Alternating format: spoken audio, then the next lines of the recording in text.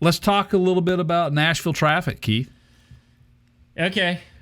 You want to go there now? I mean, yeah, y'all better strap in for this one because it could get quite entertaining. Yeah.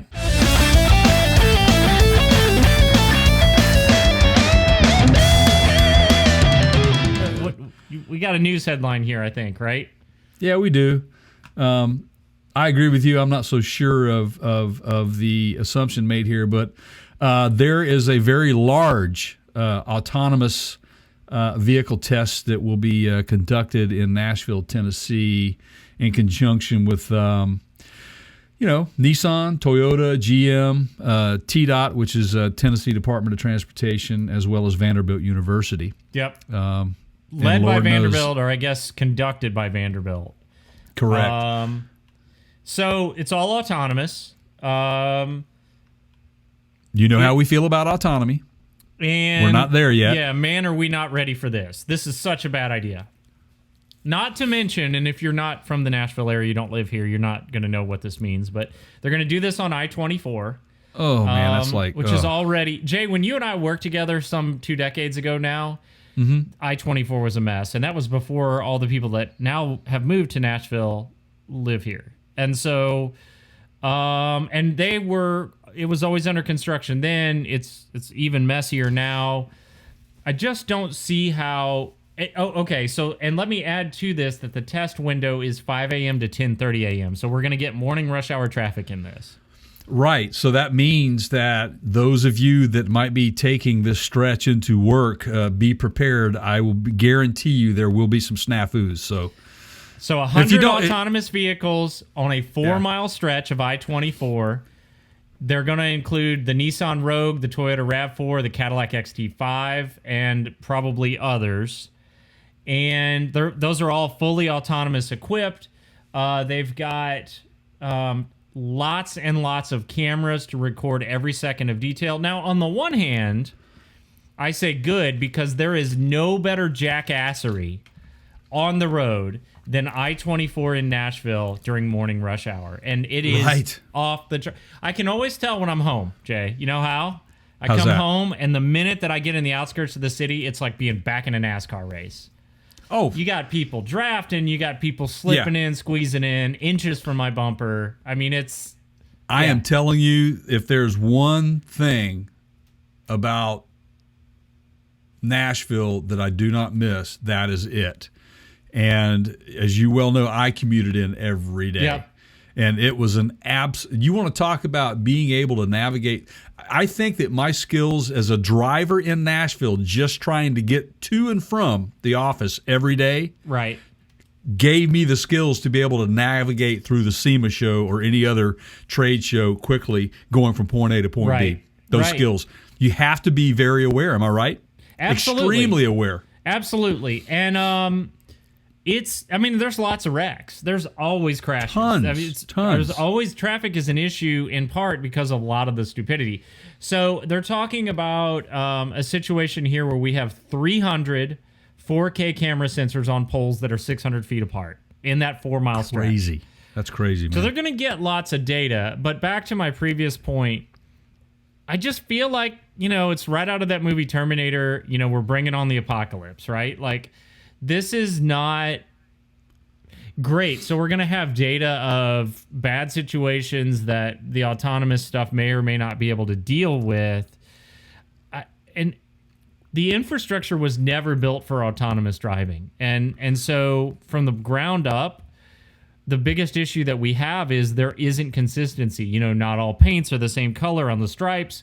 Not all stripes are as visible as others. Not all surfaces are made of the same. Like you have asphalt, you have pavement, concrete, so on, right? Like there's just different types of surface. All of that looks different to a car's camera. We've talked about the variables that are in there, Keith. Like, for example, the issue that the Teslas are having with that split in the road out in Yosemite. Yeah. Right. Where they're driving into rocks. Right, and the fact that they're having issues with emergency vehicle lights, there's been reported crashes and fatalities because of that. But I will say this, and I've said it to so many people, if we're going to get there, you do have to test, and it has to be in a controlled environment. But unfortunately, when it comes to autonomous vehicles, there's absolutely no way that you could replicate every single situation that's going to come up, especially in Nashville. Unless you have a dedicated traffic way that is for autonomous only, and it is purpose-built. And look, Jay and I are not anti-EV. We're not anti-technology. We're just acutely aware of the limitations because of industry knowledge. And we're not there yet. And we're probably not going to be there for a long time. Not accident-free, not death-free, none of that. And, you know, people may argue, well, what margin is acceptable, right? Like if the death rate is below or the accident rate is below a certain margin, wouldn't that be acceptable? I still think it's too risky, you know? I mean, if you have, you know, kids in cars, if you have unforeseens, pets running out on the highway, I don't know. I just think it's not worth the risk. No, I'm with you. It'll be interesting to see what kind of data they get from this. For me, I can go out on a limb and suggest that I think most of the data is going to come back, obviously, from negatively impacted portions of this test. And I guess you have to put it out there. You can't get to the moon without making mistakes. I say it again. I say it all the time. Yeah. I do think that these are necessary, but I think you can really screw some things up, man. I've driven in Nashville. I know that area that they're talking about. It is not a good area to in my opinion, to test. And like you said, Keith, that area, man, I remember when I first moved there, it was 2 lanes eastbound, 2 lanes westbound. Yeah, that was it. And when I moved, it took them 25 years to get to that point. You had 6 lanes on one side and 6 lanes on the other, from all the way from downtown Nashville to, you know, right at the interchange of 40 and 65, where it all comes together when you're going eastbound on 24 to, isn't that where the Nissan, is there a Nissan plant down there? Smyrna, yeah. So that's why I guess that's a little bit further out. Not too far, but yeah. Right. So, but that Laverne area, Murfreesboro, you've got a university there. You've got the expansive growth of people that have moved to the area. I mean, they have absolutely put on every scratch of earth something between there and there. So it's heavily congested. So it will be very, very interesting to see how this gets managed. Now, there's a larger concept at play here, and we're going to get into this later. And if you don't listen to us on the podcast side, now is as good a time as any to go check that out, because we're gonna get into a topic in the conversation that we have with Optima here coming up on a later segment, which will be in the full podcast. You can find that over on our website at partscounterguru.com. Just click on the podcast links tab, and it'll take you there. And this is a concept that one of the folks from Optima basically articulated, I think, very well, that we agree with, which said, you don't want the government leading the charge in these developments. You want the private sector, because the private sector, especially your automotive builders, developers, modders, they're going to have the enthusiasts in mind. If the government leads the charge, you get into more of a self-serving, if you will, mandate. Yes. Agreed. And so here's where I'm going with this. So a few other details on this.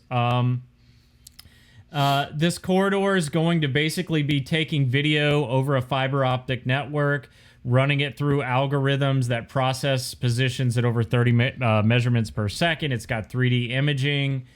TDOT, the Tennessee State Government Department of Transportation, is involved.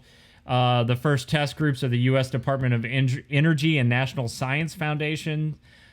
So we have a lot of government entities involved in this, and that's great, except that I don't know that we want them to be the ones to lead the charge on any new automotive developments.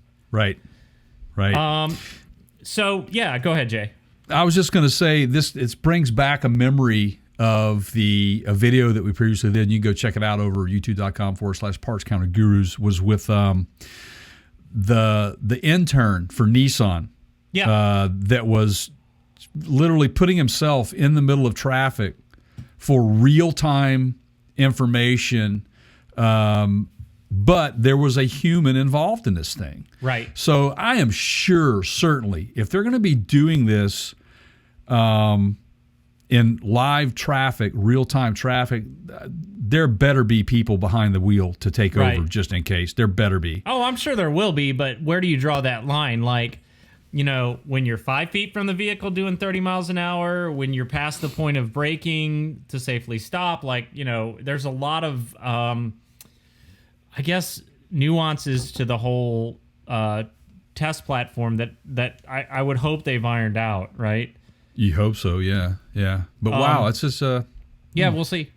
We will see. It'll be interesting to see how that plays out. So,